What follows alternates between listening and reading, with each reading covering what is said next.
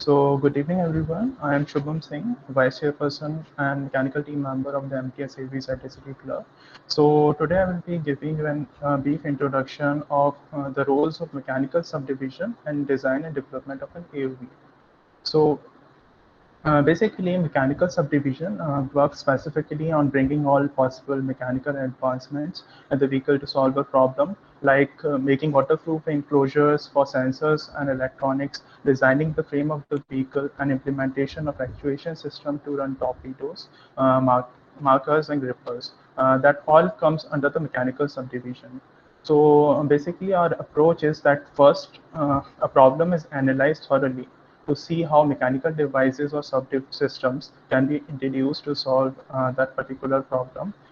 Then, with the help of computer-aided designing and computer-aided engineering, that is CAD and CAE softwares, we analyze that particular problem using software such as ANSYS and SolidWorks.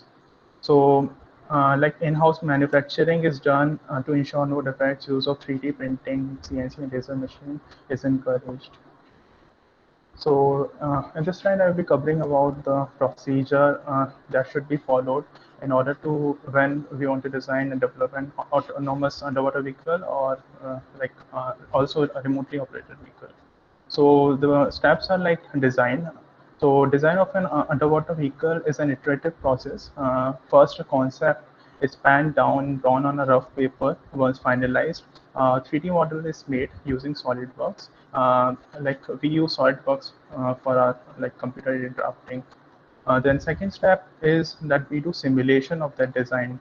So one of the primary stages in designing and modeling of an AUV is simulation and analyzing the stress acting on the frame and body of the AUV. Because the frame has to take up a load of everything that's mounted on the vehicle. So this is done using ANSYS. Then third step is fabrication. So once the design is like finalized and after the like rechecking it with the simulation results and reiterating the design, the fabrication comes to the last step. So after proper analysis of the stress and drag of the vehicle, the design is further optimized and then given final check for good to production. Now, some of the prerequisites that is needed in order to design and develop an underwater vehicle.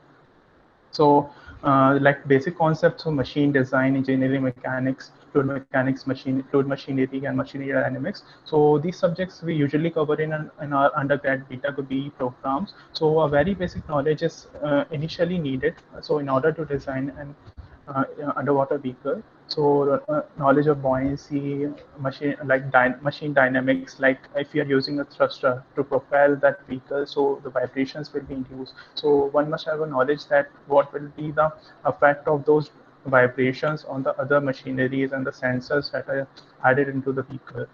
And then comes a person should have a proficiency in computer-aided designing and computer-aided engineering softwares. So basically, we use CAD for creating accurate 3D models of the concept and CAE for analysis of these models. Then comes the material selection. So this is one of the most important thing while designing an underwater vehicle. So a good knowledge of material and the right type of material for the particular need, keeping every constraint in consideration. And designing or building an AUV should be able to understand complex environment, like the environment you will be using that AUV and the physical components of the desired output which is required. So coming to the software used. So basically, we use SolidWorks and ANSYS. So those are like some are first year students here also. So SolidWorks is basically a solid modeling, computer-aided designing, and computer-aided engineering software. So we can do both CAD and CE using SolidWorks, and it's published by Dassault Systems. And it uses parametric features to define a constraint. So to give the shape of geometry of the model or assembly. And we use ANSYS, which is a multi-physics engineering solution simulation software for product design, testing, and operations. and it basically covers different modules which we like. For an underwater simulation, we need two types of modules, that is ANSYS Mechanical and ANSYS Fluent. So in ANSYS Mechanical, we do the structural analysis of the body and the frame, what will be the stresses acting on it, and with whether the body or the frame will be able to take up that load. And in ANSYS Fluent, like we do all the computational fluid mechanics problems. ANSYS provides this virtual environment to do like this computational fluid mechanics simulation. And there are other modules also like electronics and other, but basically we need ANSYS Mechanical, ANSYS Fluent, CFD, CFX for doing an underwater simulation or basic underwater simulations. In our vehicle, we do like flow analysis using ANSYS. So, and also we do optimization of our frame, that is the chassis of our vehicle, using ANSYS Mechanical. So those involve like in underwater robotics, engineers have their different roles. So mechanical engineers are designated some post, and they have different roles. So basically, like in the design and development of underwater vehicles, design and simulation engineer comes first. So he has some roles of it, that he needs to understand the complex environment and the task assigned to him in design and simulating the vehicle. Initially, what he has to do is that he has to understand the process and analyzing the needs with other and discussing it with other engineers. So he should CAD and CE proficiency is must for every engineers, but this is a must that he should know the exact environment of the vehicle he needs to design the vehicle for. The other fabrication engineer is responsible for like testing raw materials, and basically selection of the material is a major is the main thing a fabrication engineer is in charge of. And then the torpedo engineer. Torpedo is basically, those who don't know, is a mechanism of firing you must have seen a missile. So it is a mechanism to, in robust competition, we have a task to fire a torpedo through a gate.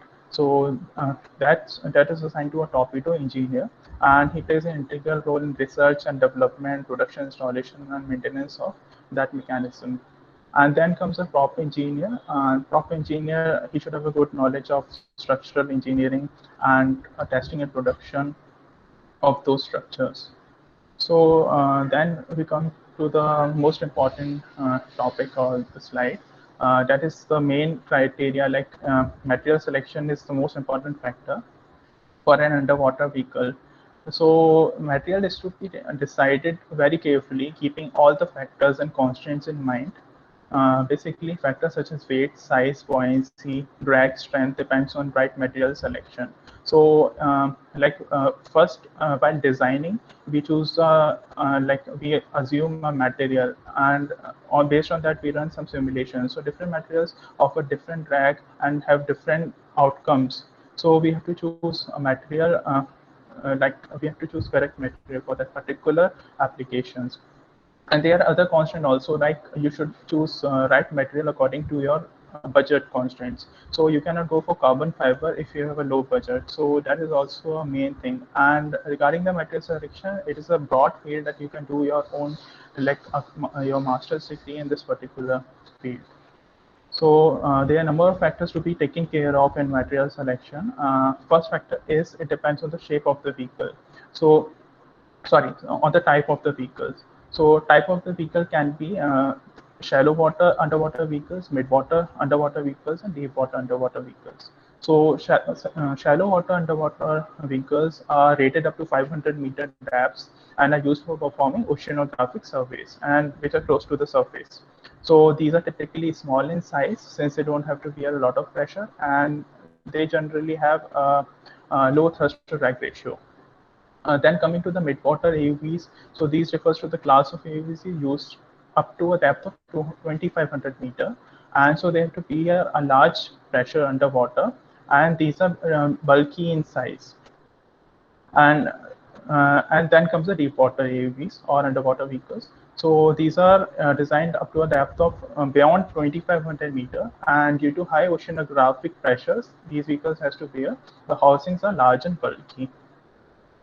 Then comes the second parameter, the shape of the vehicle. So torpedo and non-torpedo.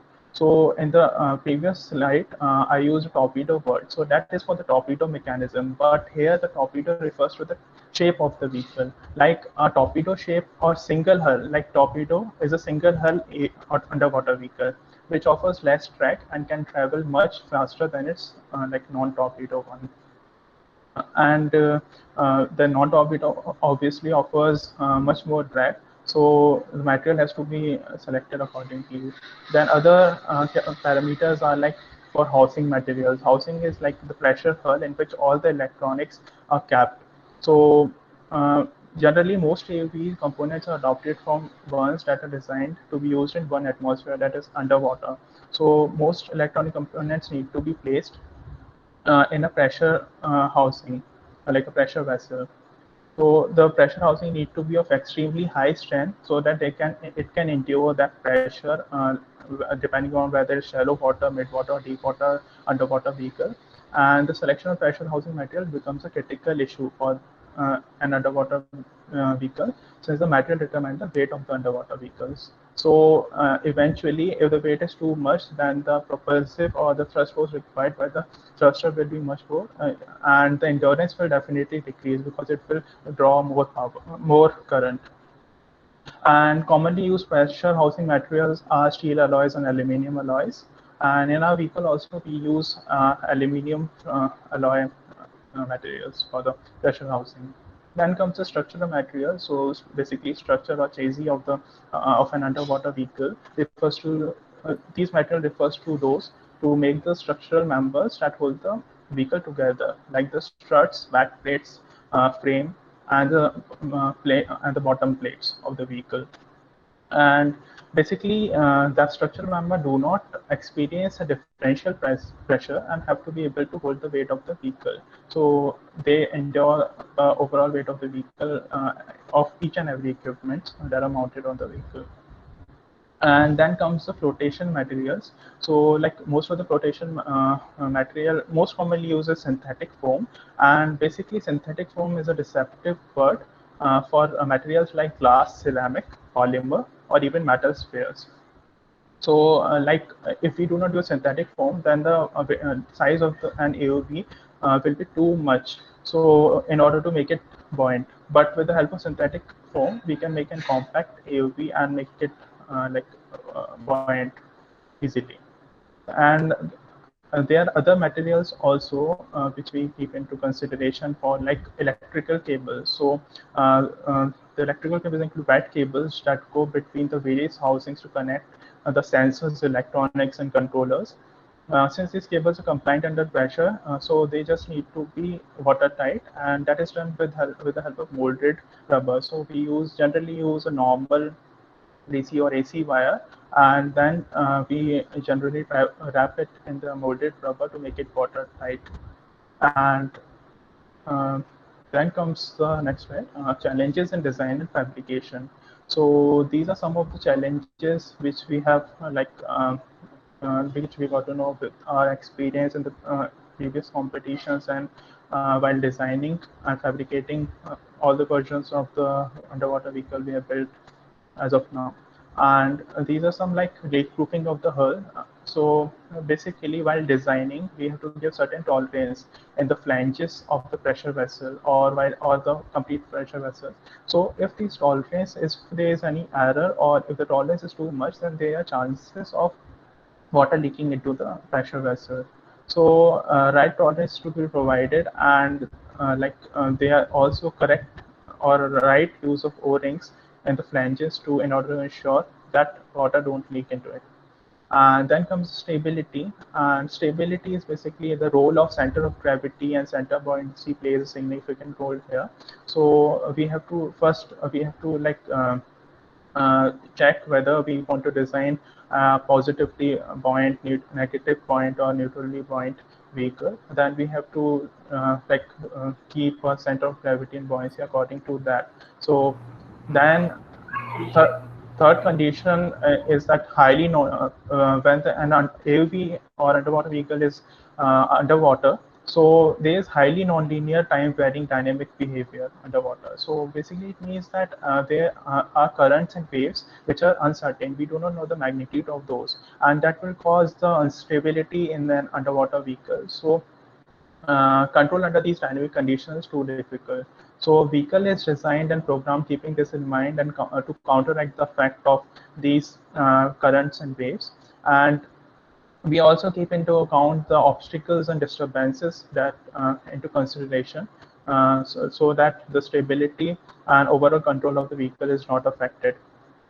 Then comes the uncertainties and hydrodynamic coefficients. Like I just in the previous slide I told about the material selection. So and when the vehicle goes underwater, so the drag coefficient, pressure coefficient, every coefficient varies according to the different conditions. So we would not we didn't don't know whether what will be the exact value. So that needs to be considered. So we generally keep it into consideration while designing it. And uh, then comes the basically the dynamics of a that underwater vehicle are we can say that similar to of a flying object. So it is quite similar of that of an aircraft. So basically the main forces acting on it are thrust, lift, drag, weight, point, force, and all these forces also induce moments. So I've like in the slide, you can see that propulsive force acts in the forward direction, drag in the backward direction, buoyant and lift force acting in the upward direction of the vehicle movement, and the weight is in the downward directions. And like coming to the next slide, so basically, it covers the advancements in machining and technologies. So, like 3D printing, it's one of the main advancement. Like one of the biggest advantage of 3D printing is rapid prototyping. So before this, in our AOV1 version, we used to do like manual machining using that manual lathes and milling machine. So there was the tolerance used to get disturbed. So there were leakages in the pressure vessels, and it usually takes time. But with the help of 3D printing, we are able to do rapid prototyping. That we are able to design, manufacture, and test our prototype much at a faster rate. And before that, it used to take months for us to get that manufactured. And we can actually get it printed at a much lower cost. And actually, it is cost effective. And the use of composite materials, basically composite material, like when we are designing a pressure vessel or the housing of an underwater vehicle, so we use material like steel alloys and aluminum alloys. But with the use of those two materials, the weight of the vehicle, they have the less compressive strength, so it limits the depth up to which the vehicle can go underwater. And also the weight of the vehicle is increasing using that material. So with the help of composite materials, we can reduce, at the same time, we can reduce the weight of the vehicle and also increase its depth up to which it can go underwater. And use of CNC and laser machining for accurate and precise machining, and for precise cutting of the parts. Like a small error can cause or intolerance while machining can cause water to leak into the hull. And if your part is precisely machined, there are less chances of any water leakages. So, like for example, like pressure vessel flanges, there are always chances of water leakages if these are not properly machined. So if we go for like CNC and laser machining, and there's a this is a requirement that when we are fabricating or like manufacturing a pressure vessel, then we should go for some more precise machining. That is possible with CNC and laser machining. And for manufacturing other parts, we go for 3D printing because it's a rapid prototyping process, and we can easily check our design whether it's suitable for that particular need or not. So that's all for the mechanical subdivision.